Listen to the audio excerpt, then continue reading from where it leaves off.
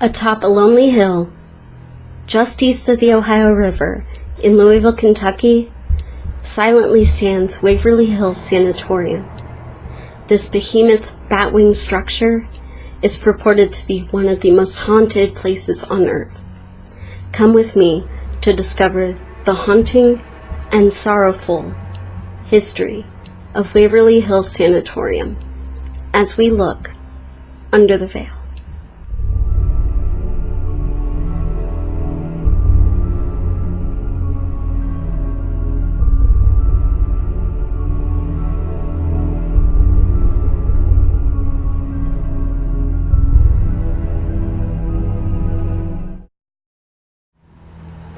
In the early 1900s, much of the United States was gripped by an epidemic of tuberculosis, also known as the White Plague. Life-saving antibiotics were decades away.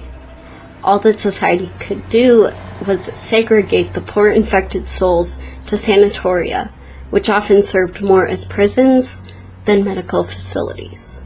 The Waverly Hills building seen today opened October 17, 1926, expanding on the original facility built in 1912.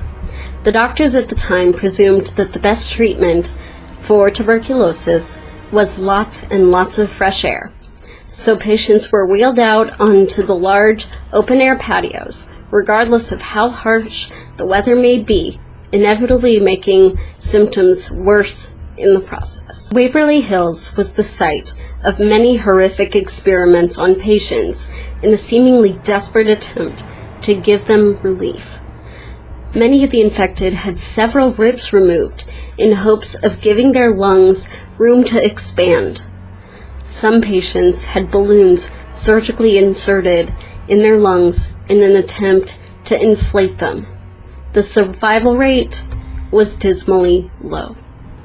The staff at Waverly Hills believed wheeling the dead through the facility in the sight of their charges would be bad for morale. So, a 525-foot tunnel, often referred to as the body chute, was used to get the deceased off the hill into waiting hearses as discreetly but effectively as possible. This would be the routine until antibiotics to fight tuberculosis were introduced in 1943. Inflow of new patients slowed drastically, and the sanatorium closed in 1961. A year later, in 1962, the building was reopened as Woodhaven Geriatric Center, a facility for the elderly and the severely mentally handicapped. It was closed again in 1982 by the state of Kentucky due to alleged neglect of the patients. After years of patients being used as guinea pigs, as well as an estimated 9,000 deaths on the premises, a mark was left on the building. Many believe that a number of those tortured souls never left the grounds. In the years since closing, hundreds, if not thousands, of paranormal experiences have taken place at Waverly Hills.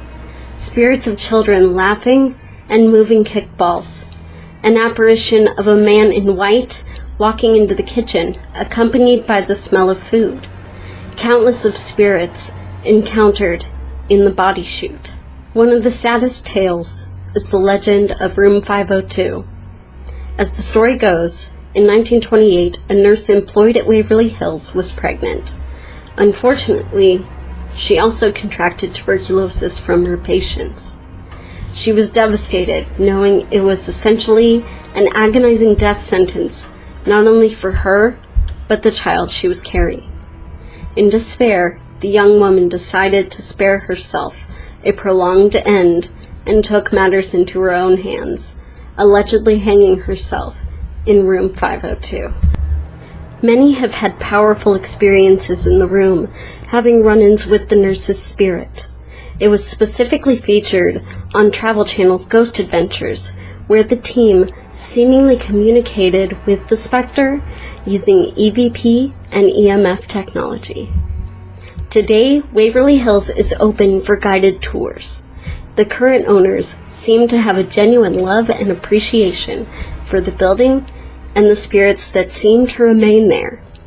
if you have a chance to visit, by all means have fun. But remember the pain and death that took place there.